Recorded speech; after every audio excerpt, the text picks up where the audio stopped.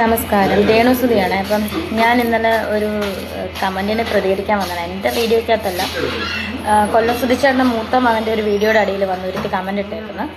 നിങ്ങൾ ഈ ഒരു വാക്ക് ഒന്ന് ശ്രദ്ധിച്ചോ? ഇത്രയും നാൾ എൻ്റെ മക്കൾ എൻ്റെ മക്കൾ എൻ്റെ മൂത്ത കുട്ടി എന്ന് പറഞ്ഞിരുന്ന ആള് ഇപ്പൊ പറയുന്നത് കേട്ടോ, കൊല്ലം സുധിച്ചേട്ടൻ്റെ മൂത്ത മകൻ. കൊല്ലം സുധിച്ചേട്ടനായി. ഇത്രയും നാൾ സുധിച്ചേട്ടൻ എന്നായിരുന്നു പറഞ്ഞുകൊണ്ടിരുന്നത്. ഇപ്പോ കൊല്ലം സുധിച്ചേട്ടൻ എന്ന് പറയാൻ തുടങ്ങി. നമ്മളെയൊക്കെ പോലെ കൊല്ലം സുധിച്ചേട്ടൻ. മോനെ, അവളുടെ കയ്യിൽ നിന്ന്, രേണുവിൻ്റെ കയ്യിൽ നിന്ന് ഇത്, അതായത് സുധിച്ചേട്ടൻ്റെ ഇളയ മകനെ നീ രക്ഷിച്ചെടുക്കടാ. ഞാൻ കാര്യം ചോദിച്ചോട്ടെ, ഈ കമൻറ്റ് ഇടുന്ന മിടുക്കികളും മിടുക്കന്മാരും എന്ത് ചെയ്യും? കുഞ്ഞിന് ബാഗ്, ഇപ്പോൾ സ്കൂൾ തുറക്കുക, ബാഗ് ഞാൻ തന്നെ വേണ്ട മേടിച്ചു കൊടുക്കും. പിന്നെ നിങ്ങളുടെ കൊച്ചുങ്ങൾക്ക് ബാഗ് നാട്ടുകാർ മേടിച്ചു തരുമോ? ഈ ഒരു പഴഞ്ചൊല്ലില്ലേ, നായ നടുക്കടലിൽ ചെന്നാലും നക്കിയേ കുടിക്കൂ എന്ന്. എത്ര കിട്ടിയാലും ഈ എരന്ന് തിന്നുന്നുള്ള ശീലം മാറത്തില്ല. പിന്നെ ഈ പറഞ്ഞോളമാർ ഒരു കമന്റ് ഇടാൻ മേലെ, മോനെ നിനക്ക് കിട്ടുന്ന പൈസ അവൻ എന്തെങ്കിലും മേടിച്ചു കൊടുക്കും പറയാൻ മേലെ. അതൊന്നും പറയുന്നില്ലല്ലോ. അപ്പൊ ഞാനല്ലേ എൻ്റെ കുഞ്ഞിനെ നോക്കുന്നത്. ഇപ്പൊ ഇതാ നന്നായത്. അപ്പം കൊല്ലം സുധിയുടെ മകന്, അതായത് നമ്മുടെ കിച്ചുവിന് കിട്ടുന്ന പൈസേന്ന് കുറച്ച് കൊടുക്കാൻ കമന്റ് ഇടുന്ന ആൾക്കാർ പറയുന്നില്ല. എന്താ പറയാത്തത് എന്ന്. കഷ്ടം, എന്തൊരു ഉളുപ്പാണ് ഇങ്ങനെ വന്ന് പറയാനായിട്ട്. ഇനി എന്തിന്റെ പേരിലാണേലും ഈ സബ്സ്ക്രിപ്ഷനിലൊക്കെ കയറി തുണി ഉരിഞ്ഞ് കാണിച്ച് ലക്ഷങ്ങൾ ഉണ്ടാക്കിയല്ലോ, അതൊന്നും പോരെ. ഇനി ആ പാവം കൊച്ച് എന്തെങ്കിലുമൊക്കെ ചെയ്ത് ആ കൊച്ചിന് കിട്ടുന്ന ആ വരുമാനത്തിൽ നിന്നും നിന്റെ അണ്ണാക്കിലോട്ട് തരാനായിട്ട് ഞങ്ങൾ പറയണം എന്നല്ലേ, ഈ കമന്റ് ഇടുന്നവർ പറയണം എന്നല്ലേ. കഷ്ടം. അപ്പൊ ഞാനല്ലേ എൻ്റെ കുഞ്ഞിനെ നോക്കുന്നത്. അപ്പൊ ഞാൻ നോക്കിക്കോളാം കേട്ടോ, വൃത്തിയായിട്ട് നോക്കിക്കോളാം കേട്ടോടി. ഞാനല്ലേ എൻ്റെ കുഞ്ഞിനെ നോക്കുന്നത്, അപ്പം ഞാൻ വൃത്തിയായിട്ട് നോക്കിക്കോളാം. ഈ പറയുന്ന ആള് കിച്ചുവിൻ്റെ വീട്ടിലാണ് നിൽക്കുന്നത് എന്ന് ഓർക്കണം. കിച്ചുവിൻ്റെ വീട്ടിൽ നിൽക്കുന്നത് കൊണ്ടാണ് എല്ലാവരും അങ്ങനെ കമൻ്റ് ഇടുന്നത്. പിന്നെ നിങ്ങളുടെ കൊച്ചിനെ കുറിച്ചിട്ട് മറ്റുള്ളവർക്ക് ഇത്ര ആശങ്കപ്പെടേണ്ട കാര്യമില്ല. എനിക്ക് ആശങ്കയില്ല കേട്ടോ. സത്യം പറഞ്ഞാൽ ഒരു ലെവലേശം പോലും എനിക്ക് ആ കൊച്ചിനെ കുറിച്ച് ഒരാശങ്കയില്ല. പലരും പറയുന്നത് കേട്ടിട്ടുണ്ട്, എന്നോട് പറഞ്ഞിട്ടുണ്ട്, അയ്യോ ആ കൊച്ചിൻ്റെ കാര്യം കഷ്ടം എന്നൊക്കെ. ഞാൻ ചോദിക്കും, എന്തിനാണ് ആശങ്കപ്പെടുന്നത്? നമ്മളും അമ്മമാരാണല്ലോ. നമുക്ക് ഏറ്റവും വലുതേതാ? നമ്മുടെ കുഞ്ഞുങ്ങളും അവരുടെ ഭാവിയുമാണല്ലോ. അപ്പം സ്വന്തം അമ്മയ്ക്കില്ലാത്ത ഉത്കണ്ഠ നമുക്കെന്തിനാണ് എന്നാണ് ഞാൻ ചിന്തിക്കുന്നത്. പിന്നെ അല്ലാതെ ചിലർ കമൻറ്റ് ഇടുന്നുണ്ടെങ്കിൽ അവരുടെ ആ ഒരു മനസ്സിൻ്റെ വലിപ്പം, കാരണം അവർ കൊച്ചിനോടുള്ള ആ കൊച്ചിൻ്റെ ഭാവിയെക്കുറിച്ചിട്ട് ചിന്തിക്കുന്നതുകൊണ്ട്. അപ്പം അമ്മ അഹങ്കരിച്ച് നടക്കുമ്പോൾ അങ്ങനെ ചിന്തിക്കേണ്ട യാതൊരു കാര്യമില്ലെന്നേ ഞാൻ പറയത്തുള്ളൂ. സത്യം പറഞ്ഞാൽ ഞാൻ അന്നും ഇന്നും ഒക്കെ ആഗ്രഹിക്കുന്നത് കിച്ചുവിൻ്റെ ഭാവി നല്ല രീതിയിൽ വരണം, കിച്ചു രക്ഷപ്പെടണം. കാരണം അതിനാണ് സഹായം വേണ്ടത്, ചേർത്ത് നിർത്തപ്പെടേണ്ടത്. അച്ഛനും അമ്മയും ഇല്ലാത്ത കുട്ടി അതാണ്. ഈ ഇളയ കുട്ടിക്ക് അമ്മയുണ്ട്, വീട്ടുകാരുണ്ട്. പിന്നെ ഈ വീട്ടിൽ മാറി ഞെളിഞ്ഞ് ഇത്രയൊക്കെ ആൾക്കാർ പറഞ്ഞിട്ടും യാതൊരു ഉളുപ്പും നാണവും ഇല്ലാതെ അതിൽ താമസിച്ചിട്ട് വന്നിരുന്നിട്ട് കിച്ചുവിനെതിരെ സംസാരിക്കാനും ഒക്കെ ശ്രമിക്കുന്നത് നമുക്ക്, അതിനെയാണ് നമ്മൾ പറയുന്നത് ഉളുപ്പില്ലായ്മയെന്ന്.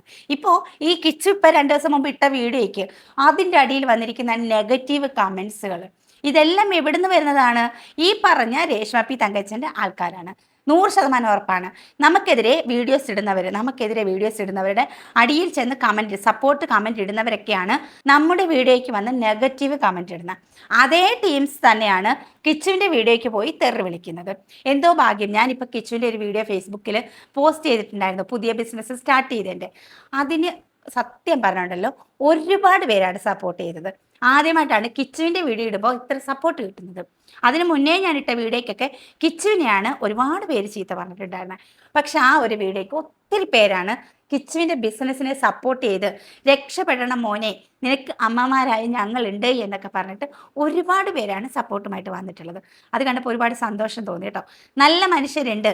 എനിക്ക് തോന്നുന്നു ആ മറ്റേ നാക്കിൻ്റെ ആ ഒരു വീഡിയോ ഉണ്ടല്ലോ, വൈറലായ ലീക്കായ വീഡിയോ, ആ വീഡിയോയ്ക്ക് ശേഷം വന്ന സപ്പോർട്ടാണ് കിച്ചുവിന് കൂടുതലും.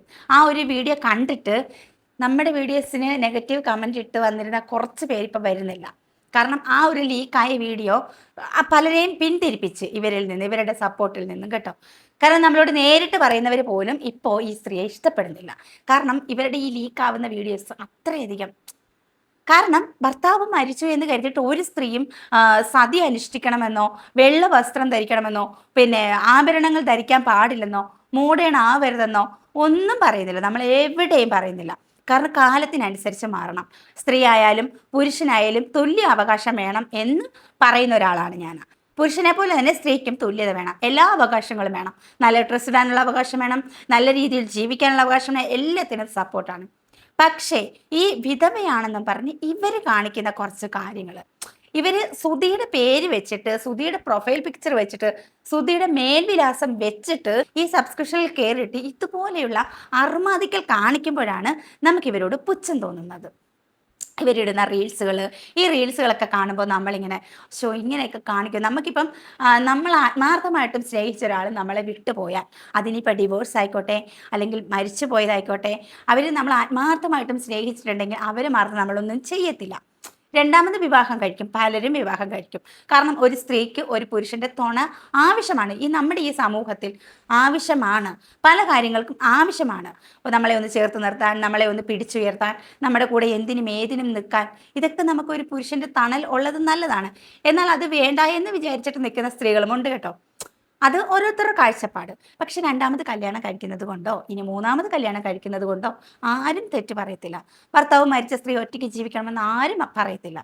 പക്ഷേ മരിച്ചുപോയ ഭർത്താവിനെ ഇത്രയധികം സ്നേഹിക്കുന്ന ഭാര്യ എന്ന ഒരു പേരുണ്ടാക്കി അങ്ങനെ തെറ്റിദ്ധരിപ്പിച്ചിട്ട് ഈ സോഷ്യൽ മീഡിയയിൽ കാണിച്ചു കൂട്ടുന്ന ഈ തുണി ഉരിഞ്ഞുള്ള പ്രഹസനമുണ്ടല്ലോ, അത് കാണുമ്പോഴാണ് പലർക്കും ഇവരോട് പുച്ഛവും വെറുപ്പും ദേഷ്യവും വന്നു പോകുന്നത്. അത് സ്വാഭാവികമാണ്. അല്ലാതെ നമ്മൾ ആരും ഈ കമൻ്റ് ഇടുന്ന ആരും പറയത്തില്ല അവരങ്ങനെ ജീവിക്കണം, അയ്യോ അവരുടെ സന്തോഷങ്ങൾ വേണ്ടാന്ന് വെക്കണം, അവർക്ക് സന്തോഷിക്കാൻ പാടില്ല, റീൽ ഇടാൻ പാടില്ല എന്ന് ആരും പറയത്തില്ല. എത്രയോ സ്ത്രീകൾ വിധവയായിട്ടുള്ളവർ ജീവിക്കുന്നുണ്ട്. ആ വിധവ വേഷത്തിൽ ജീവിക്കണം എന്ന് ആരാ പറയുന്നത്? ഒരിക്കലും പറയത്തില്ല.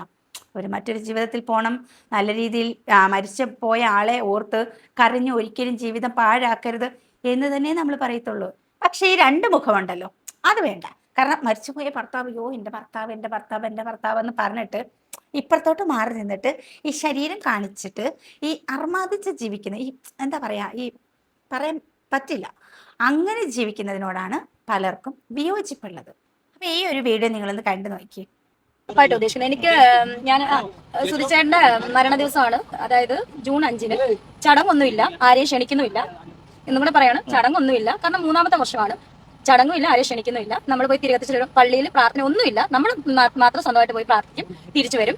അന്ന് എൻ്റെ ഒരു ആഗ്രഹം നമ്മുടെ അടുത്തുള്ള ഒരു അനാഥാലയത്തിൽ കുട്ടികളുടെ ഒപ്പം പോയിരുന്ന് ഫുഡ് കഴിക്കുക എന്നാണ്. എനിക്ക് തോന്നുന്നത് അടുത്ത ദിവസം ചിലപ്പോൾ ഞാനിന്ന് പുറത്ത് പോകുമായിരിക്കും, ഒരു ചിലപ്പോൾ. അപ്പൊ അങ്ങനെ എന്തെങ്കിലും ഷൂട്ടോ എന്തെങ്കിലും പ്രോഗ്രാം ഉണ്ടെങ്കിൽ ചിലപ്പോൾ ഞാൻ കാണത്തില്ലായിരിക്കും, മക്കളെ വിടും. എവിടെ ആയിരുന്നാലും സ്വിച്ചിന് വേണ്ടി ആ സമയത്ത് പ്രാർത്ഥിക്കും. കൊല്ലം സുധി മരിച്ചതിന്റെ 3-ാമത്തെ വർഷം വരെയാണ്. അപ്പൊ അന്ന് ഞാൻ ഉണ്ടാവില്ല, ഞാൻ പുറത്തായിരിക്കും, അതായത് ചിലപ്പം വിദേശത്തായിരിക്കും എന്നായിരിക്കും പറയുന്നത്. എന്തോ ആയിക്കോട്ടെ. അപ്പൊ ഞാൻ ഉണ്ടാവില്ല, മക്കളെ വിടും പ്രാർത്ഥിക്കാനായിട്ട്. ഒരു ഔദാര്യം പോലെ പറയുകയാണ്. പിന്നെ 2-ാമത്തെ ആണോ 1-ാമത്തെ വാർഷികത്തിനാണോ, 1-ാമത്തെ ഓർമ്മ ദിവസത്തിനാണോ 2-ാമത്തെ ഓർമ്മ ദിവസത്തിനാണോ ഈ അലിൻ ജോസ് പെരേരെ കൊണ്ടുവന്നിട്ട് ഒരു ഡാൻസ് ഒക്കെ ചെയ്യിപ്പിച്ചത്? അന്ന് ഭയങ്കര വിവാദമായിരുന്നു. അതുപോലെ തന്നെ നമ്മുടെ സുധിയുടെ വീട്ടിൽ സുധിയുടെ കുറച്ച് ചടങ്ങുകൾ അവർ നടത്തുകയുണ്ടായി. കൊച്ചിനെ കൊണ്ടിട്ട് കുറച്ച് കർമ്മങ്ങളും കാര്യങ്ങളും ചെയ്തു.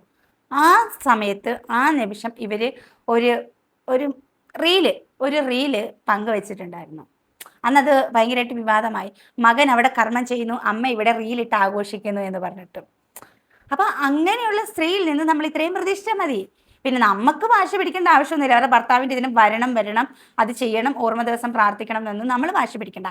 പക്ഷെ ഇവർ പറഞ്ഞ സ്റ്റേറ്റ്മെന്റ് ഉണ്ടല്ലോ, അന്ന് പ്രത്യേകിച്ച് ചടങ്ങുകളില്ല, പ്രാർത്ഥനയില്ല, ഇവർ പോയി തിരി കത്തിക്കും. ഇത് പറഞ്ഞാൽ കുറച്ച് കൂടിപ്പോകും.